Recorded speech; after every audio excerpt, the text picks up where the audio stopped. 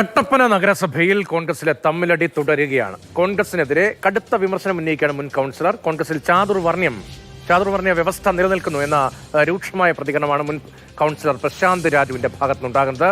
കോൺഗ്രസിൽ പ്രവർത്തന മികവിന് യാതൊരു അംഗീകാരവുമില്ല എന്നും ഫേസ്ബുക്ക് പോസ്റ്റിലൂടെ കുറ്റപ്പെടുത്തുകയാണ്. നിതിൻ തോമസ് ചേരുന്നുണ്ട്. നിതിൻ, ഏത് തരത്തിലാണ് കട്ടപ്പന നഗരസഭയിലെ കോൺഗ്രസിലെ തമ്മിലടി? സീറ്റ് ലഭിക്കാത്തവർ വേദനായ രംഗത്തുണ്ടോ? മുൻ കൗൺസിലർ തന്നെ അതിരൂക്ഷമായി ചാതുർവർണ്ണയ വ്യവസ്ഥയെന്ന് പറയേണ്ടി വരുന്ന സാഹചര്യം എന്താണ്? രതീഷ്, കട്ടപ്പന നഗരസഭയിൽ മാത്രം 12 പേരാണ് കോൺഗ്രസിൽ നിന്നും വിമത സ്ഥാനാർത്ഥികളായിട്ട് നാമനിർദ്ദേശ പത്രിക നൽകിയിരിക്കുന്നത്. ഇന്നിപ്പോൾ അവസാനവട്ട ചർച്ചകൾ, നാമനിർദ്ദേശവുമായി ബന്ധപ്പെട്ട അവസാനവട്ട ചർച്ചകൾ നടക്കുകയാണ്. അതിനും അത്തരത്തിലൊരു ചർച്ച നടക്കാനിരിക്കെയാണ് പ്രശാന്ത് രാജു എന്ന മുൻ കൗൺസിലറുടെ ഭാഗത്തു നിന്നും ഇത്തരമൊരു ഫേസ്ബുക്ക് പോസ്റ്റ് വന്നിരിക്കുന്നത്. കട്ടപ്പന നഗരസഭയിൽ മാത്രം 12 പേരാണ് ഇത്തരത്തിൽ വിമത സ്ഥാനാർത്ഥികളായിട്ട്, UDF സ്വതന്ത്ര സ്ഥാനാർത്ഥി എന്ന നിലയിൽ വിമതരായിട്ട് മത്സരിക്കുന്നത്.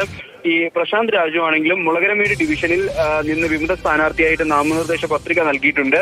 മത്സര രംഗത്ത് ഉണ്ടാകുമെന്ന് കരുതിയിരുന്നു ഈ പ്രശാന്ത് രാജു. എന്നാൽ ഔദ്യോഗിക പക്ഷം ഇത്തവണ സീറ്റ് നൽകിയിരുന്നില്ല. അതിനെതിരെയാണ് ഇപ്പോൾ കടുത്ത വിമർശനവുമായിട്ടൊരു ഫേസ്ബുക്ക് പോസ്റ്റിലൂടെ, ഒരു സോഷ്യൽ മീഡിയകളിലൂടെ ഒരു പോസ്റ്റിലൂടെ പ്രശാന്ത് രാജ് രംഗത്ത് വന്നിരിക്കുന്നത്.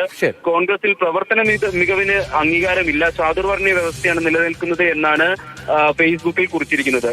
കട്ടപ്പന നഗരസഭയിലെ കോൺഗ്രസിലെ പ്രതിസന്ധി അത് പരിഹരിക്കാനുള്ള ശ്രമങ്ങൾ നടക്കുമ്പോഴും പരസ്യമായ പ്രതികരണങ്ങളിലേക്ക് വരെ നേതാക്കൾ കടക്കുകയാണ്.